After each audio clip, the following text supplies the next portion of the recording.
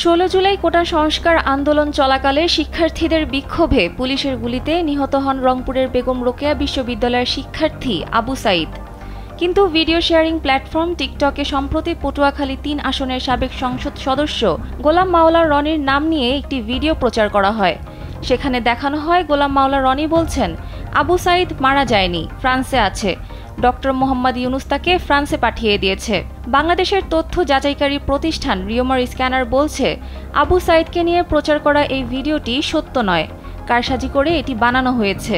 মঙ্গলবার এ বিষয়ে একটি প্রতিবেদন প্রকাশ করে রিওমার স্ক্যানার। তাদের অনুসন্ধানে দেখা যায়, পটুয়াখালী ৩ আসনের সাবেক সংসদ সদস্য গোলাম মাওলা রনি আবু সাঈদ মারা যায়নি, ফ্রান্সে আছে। ইডেন বে কক্সবাজার সমুদ্র সৈকতের উপর নিজেদের একটি ঠিকানা। মাত্র ৫ লাখ টাকায় আপনিও হয়ে যেতে পারেন এই হোটেলের মালিক।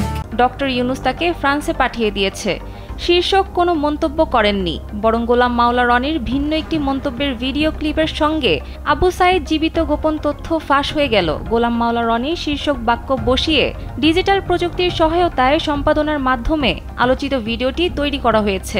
রিওমার স্ক্যানারের পর্যবেক্ষণে উঠে এসেছে, ভিডিওটির ব্যাকগ্রাউন্ডে গোলাম মাওলা রনির অস্পষ্ট ও খণ্ডিত কণ্ঠস্বর ব্যবহার করা হয়েছে। তবে ভিডিওতে দাবিটির পক্ষে কোনো সুনির্দিষ্ট প্রমাণ উপস্থাপন করা হয়নি।